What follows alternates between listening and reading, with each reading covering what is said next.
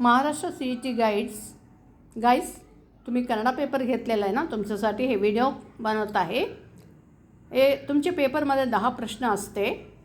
आता 8 प्रश्न सोडवलेला व्हिडिओ पाहून हे 9वा प्रश्न सोडवायचे व्हिडिओला या, म्हणजे तुम्हाला कसं सोडवायचं का करायचं ते कळेल. इथं 9वा प्रश्न खूप सोपाच आहे कसं सोडवायचं. ऑड मॅन आउट म्हणून इंग्लिशमध्ये आम्ही सांगतो ना, तसंच इथं थोडं शब्द दिलेलं आहे.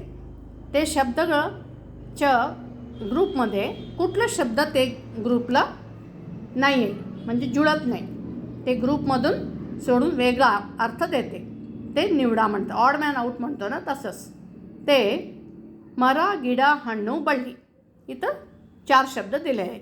मर गिಡ हಣ್ಣು बಳ್ಳಿ म्हणजे हಣ್ಣು ह्या ग्रुपमध्ये जुळत नाही का, म्हणजे मर गिಡ बಳ್ಳಿ ते तुम्हाला माहिती आहे.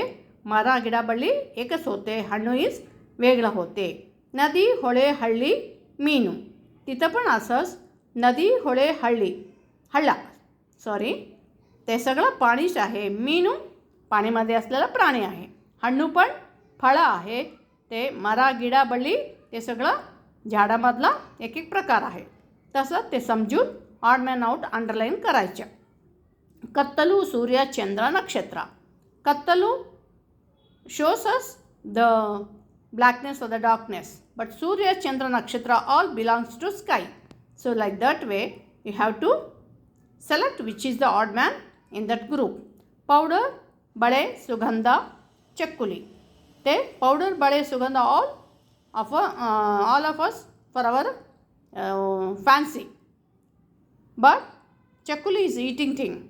So you have to think which are belongs to that group and we have to odd man out, select and make it underline. फार सोपा आहे हे प्रश्न, पण ह्याच्यात पण तुम्ही 5ला 5 घेऊ शकते. हे त्यांनी 5च दिलेलं असतात. मी आणखीन 5 तुमच्यासाठी आणलेलं आहे. इथं माऊ हलसू मल्लिगे बाळे, इथं सगळं फळाचे प्रकार आहे. मल्लिगे फुलाचे प्रकार आहे, त्यामुळं फुलाचे प्रकार काढून घ्या. आणि ಸಣ್ಣದು ದೊಡ್ಡದು ಪುಟ್ಟದು ಕಿರಿಯ. ಸಣ್ಣದು ದೊಡ್ಡದು ಪುಟ್ಟದು ಎಲ್ಲವೂ ಒಂದೇ ಅರ್ಥ. ಕಿರಿಯ ಅಂದರೆ ಮನುಷ್ಯರಿಗೆ ಹೇಳ್ತಾರೆ. So that is add man out. ಮನೆ ಗೃಹ ಆಲಯ ಸರೋವರ, ಅಲ್ಲಿ ಸರೋವರ ಬೇರೆ. ಗಿಳಿ ಕೋಗಿಲೆ ಹದ್ದು ನಾಯಿ ಬೇರೆ. ಗುಲಾಬಿ ಮಲ್ಲಿಗೆ ಮಾವು ಕಮಲ, ಎಲ್ಲ ಹೂಗಳಿವೆ, ಮಾವು ಮಾತ್ರ ಹಣ್ಣಿದೆ. ಈ ರೀತಿ ಆಡ್ ಮ್ಯಾನ್ ಔಟ್. ಈ ಪ್ರಶ್ನೆ ಕೂಡ ತುಂಬ ಸುಲಭ ಇದೆ. हे प्रश्न पण खूपच सोपा आहे. 5ला 5 घ्यायला काही हरकत नाही.